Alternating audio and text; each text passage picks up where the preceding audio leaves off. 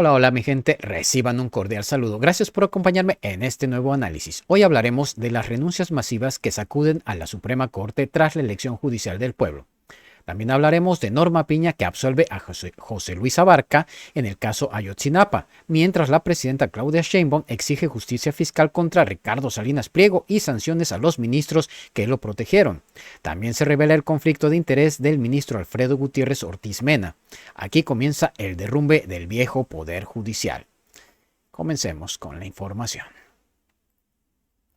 Hoy se confirmó lo que muchos ya anticipaban, tras la elección judicial del 1 de junio, pues comenzaron las salidas en la Suprema Corte de Justicia de la Nación. Sobre esto, ya se hizo pública la renuncia de Héctor Armando Salinas Olivares, funcionario con una década de trayectoria dentro del máximo tribunal.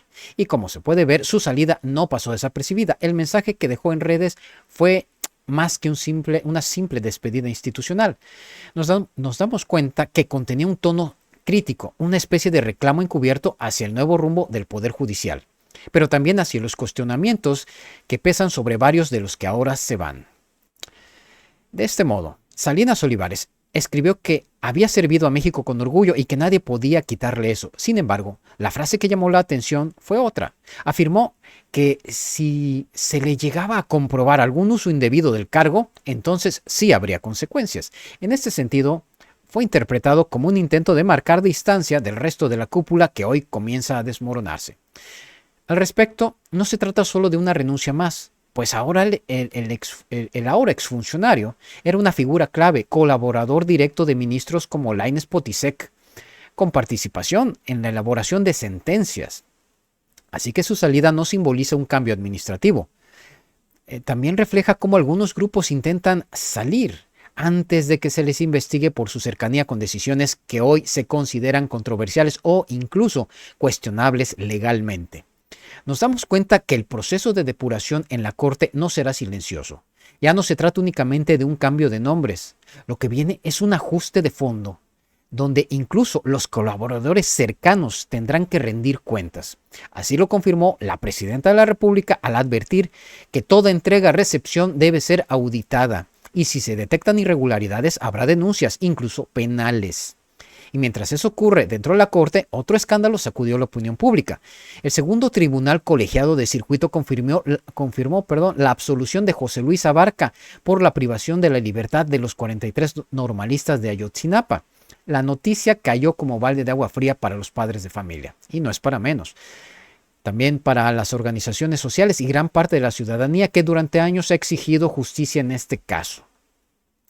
En este sentido, el mismo tribunal que debía garantizar el derecho a la verdad y la justicia terminó rechazando el amparo presentado por los padres. En consecuencia, la sentencia absolutoria dictada en 2023 quedó firme.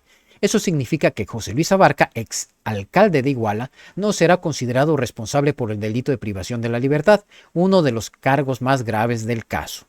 De este modo, también quedaron exonerados Felipe Flores, ex jefe de policía municipal, y 18 personas más que estaban vinculadas a la desaparición de los normalistas. En este sentido, el tribunal argumentó que no existían elementos suficientes para sostener las acusaciones. Sin embargo, esta decisión ha sido interpretada por muchos como una muestra de impunidad dentro del sistema judicial.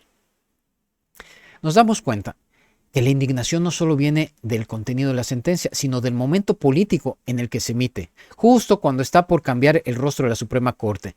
Se confirma una resolución que absuelve a uno de los actores más señalados por los hechos de Ayotzinapa. La percepción pública es clara, la vieja guardia ya se está yendo, pero antes de irse intenta dejar resueltos sus pendientes, incluso los más polémicos. Así lo dejó entrever también el señalamiento directo a la todavía ministra Norma Piña. Se dice que habría operado para proteger la exoneración de Abarca y que su salida de la Corte no se dará sin antes garantizar impunidad a los suyos. En este sentido, se abre otra discusión. ¿Por qué los padres de los normalistas se han volcado contra el gobierno federal, pero no han ejercido la misma presión sobre el Poder Judicial?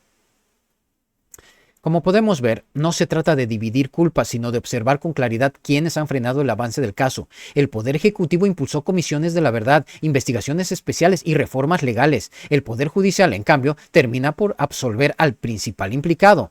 Esa es la realidad. Al respecto, la presidenta Claudia Sheinbaum fue enfática al declarar que este tipo de resoluciones deben revisarse con el nuevo equipo judicial y que quienes permitieron estas decisiones deberán responder si se encuentra evidencia de complicidad, corrupción o conflicto de interés. La presidenta no plantea una persecución política, pero sí deja claro que no se puede hablar de justicia mientras los beneficiados de siempre siguen blindados. A pesar de este panorama, lo positivo es que ahora hay una oportunidad real de cambio. Por primera vez, jueces y ministros fueron electos por voto popular. Esa legitimidad no existía antes.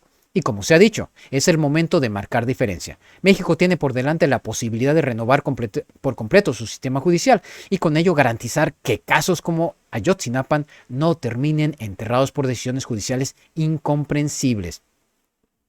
La salida de los viejos operadores abre paso a una nueva generación que sí puede comprometerse con la verdad y con el pueblo. En esta línea de información tenemos el caso del empresario Ricardo Salinas Pliego y la red de protección que por años lo mantuvo impune dentro de la Suprema Corte. Como podemos ver, este asunto ha pasado de ser una disputa fiscal a convertirse en un símbolo del tipo de justicia que durante décadas favoreció a los poderosos por encima del interés público.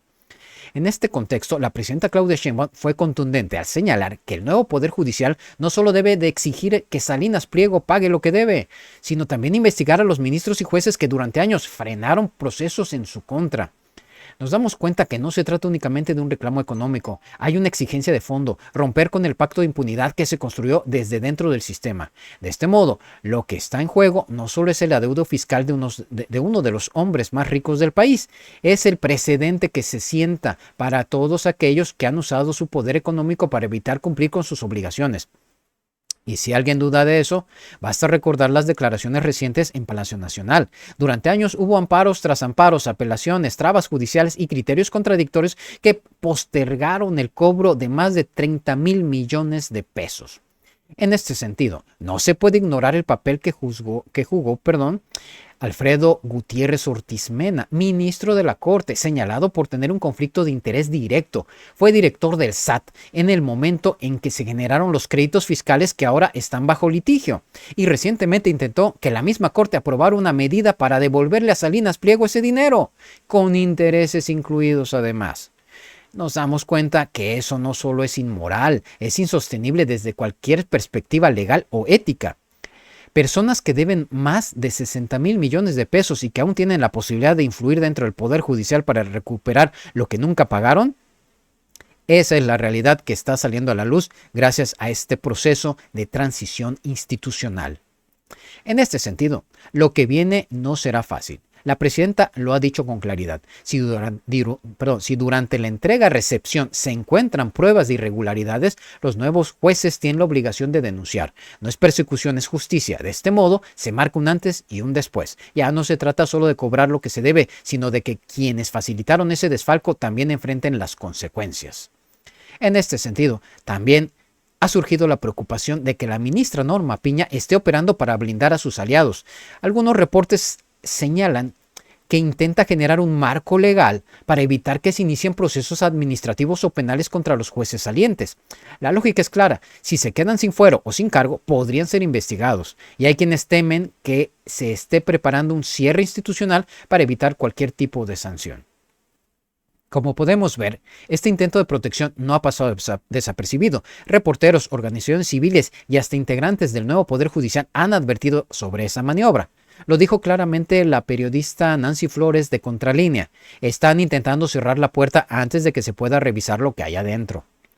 Nos damos cuenta que este tipo de movimientos no solo demuestran culpa, también exhiben el miedo a perder privilegios y acabar en la cárcel. Porque si no hay nada que ocultar, ¿por qué blindarse? ¿Por qué oponerse a auditorías, revisiones o denuncias? En este sentido, el cambio que propone el nuevo gobierno implica revisar todo, incluyendo los casos como el de Salinas Pliego. Y no solo eso, la presidenta ha subrayado que esta transición va más allá de ministros y jueces. Vienen nuevos nombramientos en el Tribunal Electoral, en las salas superiores y en distintas instancias de control. La renovación es estructural y el mensaje es claro, no más justicia selectiva. En este sentido, el nuevo Poder Judicial deberá demostrar con hechos que ya no responde a grupos de interés. La ciudadanía espera imparcialidad, honestidad y compromiso real. porque mientras sigan saliendo a la luz casos como el de Gutiérrez Ortiz Mena, se mantendrá la sospecha de que los jueces no juzgan, sino que hacen negocios. En este sentido, también es importante recordar que esta elección judicial fue histórica. Por primera vez, la sociedad mexicana tuvo voz directa en la integración del Poder Judicial. Y eso cambia el escenario. Ya no se puede ocultar detrás de una toga la defensa de intereses particulares. Hay un mandato popular que exige justicia, no favores. La buena noticia es que por primera vez se está rompiendo el círculo de complicidades entre grandes empresarios y jueces. Lo que antes era impensable, investigar a ministros, sancionar a magistrados o exigir cuentas a quienes protegieron a deudores millonarios, ahora se vuelve posible.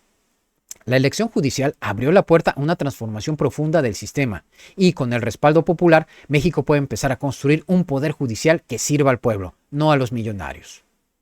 Y bueno, mi gente, así las cosas. Gracias a todos ustedes por acompañarme en este análisis. Los invito a que le dejen su like a este video, a que se suscriban al canal y activen la campanita para que no se pierdan los próximos videos. Nos vemos en el siguiente video para seguir analizando lo que pasa en nuestro México y en el mundo.